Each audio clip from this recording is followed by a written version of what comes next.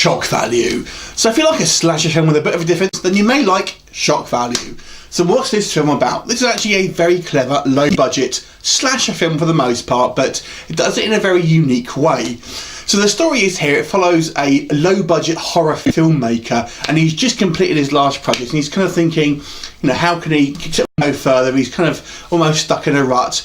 And it just so happens he actually happens to witness a actual real-life serial killer murdering a couple of victims. And he has the idea, and he kind of gets this kind of female assistant along with him, and they follow this serial killer home, break into his apartment when he's not there, steal a bunch of his incriminating evidence, and basically blackmail him into sort of starring in the kind of the latest horror film, with the idea being that once the film is completed, the filmmakers will then kind of shop him into the police, thus creating sort of notoriety for the film, starring an actual serial killer. Of course, the serial killer in question that doesn't know that last part of the plan.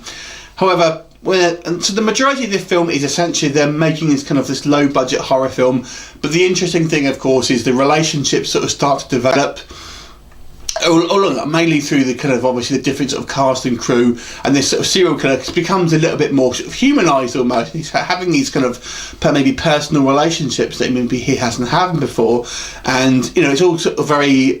You sort of see the status quo change somewhat as the film sort of progresses.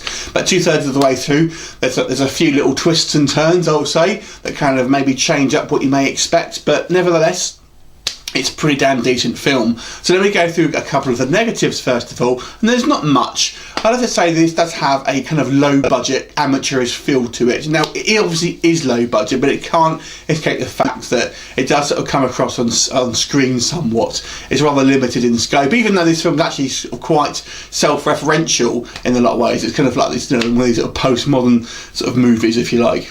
But nonetheless, it does kind of have this amateurish feel. And the other thing I would say really is kind of the acting. Whilst I wouldn't say it was bad, it is kind of, hit or miss basically. They're certainly not fantastic actors, but they're no means terrible either. So I have to say the kind of just the budget of it really just can't quite get that kind of that polished feel. But overall, I think a good idea is a good idea, and this film has a great idea.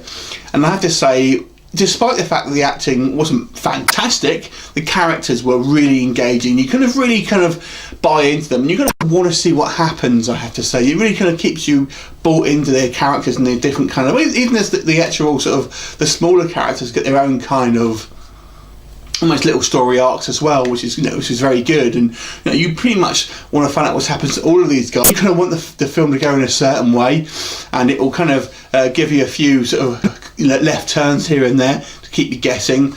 And overall, I thought this was a thoroughly enjoyable movie. I don't think it kind of quite gets to the kind of the great level, if you see what I mean. But it's a good, solid horror flick, and if you kind of like your more original, more thoughtful horror films, and if you kind of like that, maybe you're a fan of the kind of the sort of movie industry, you should definitely check this one out. So overall, I'm going to give this movie a 7 out of 10. Have you seen it? What did you think of it? Leave me a comment, and I will see you next time. Bye for now.